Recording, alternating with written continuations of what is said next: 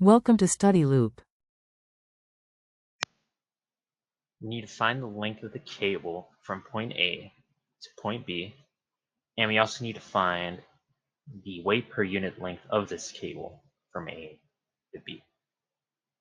And we're given that the length of this cable from A to B is 45 feet, and we're also given that the height from point C to point B is 15 feet. So I'm going to start by writing out the equation of catenary. So the height y of B, that's going to be equal to C times the hyperbolic cosine of length L divided by 2 divided by C. And y of B, we can also write this as simply the height plus C. So we're going to start plugging in some known values into this equation. So we can write that y of B is equal to C, because C is still unknown, and times the hyperbolic cosine of length L, which we know as was given as 45. That's going to be 45 divided by 2 divided by C. And then this equation over here, we know what h is. H is given as 15. So we do 15 plus C. And what we can do is we can take this y of B. I'll just circle this part. So this y of B here, we can plug it into this equation right here, and then we can solve for the unknown value of C. So rewriting that, we'll get 15 plus C is equal to C times the hyperbolic cosine of 45 divided by 2 divided by C. And then we can take this equation and solve for our unknown value of C. So we take this, solve for C, and we'll get a value of 18.952 feet.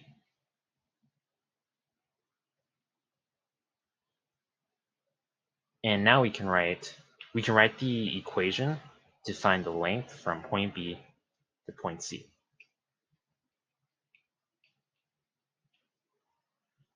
So that equation is going to be S of BC is going to be equal to C times the hyperbolic sine of L divided by 2 divided by C. And we know what C is, and we know what L is. So plug in the known terms. So we plug in C, which we just calculated, and then times the hyperbolic sine of the given length L divided by 2 times C. And this will give us a length of 28.17 feet. And now that we know this value, so this is the value of the length from B to C.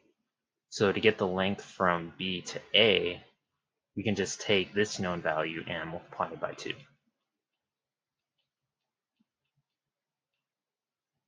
So to get the final length, S, we can do,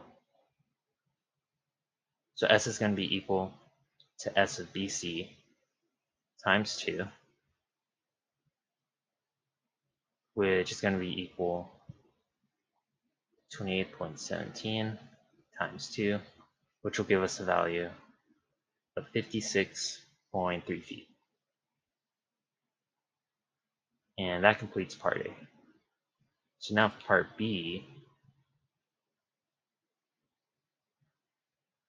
part B, so we need to find what this y of B value is. And since we know C now, we can just do 15 plus that value of C. So rewriting the equation for y of B,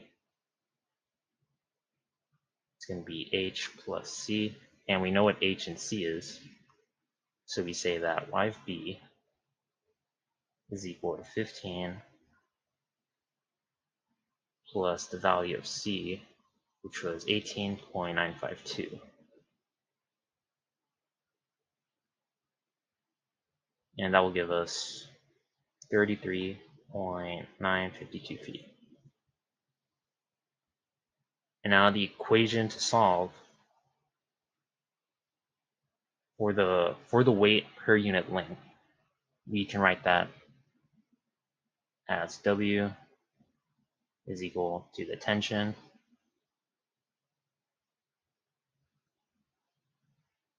so the tension divided by y of b.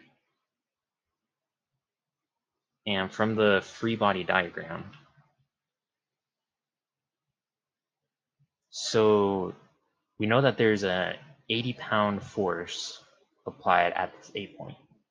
So due to this 80-pound force, we also know that there must be another 80-pound force that's applied to the cable as the tension. So there's going to be another force, this tension force here, that's also going to be 80 pounds. And this is the force that we use in the equation.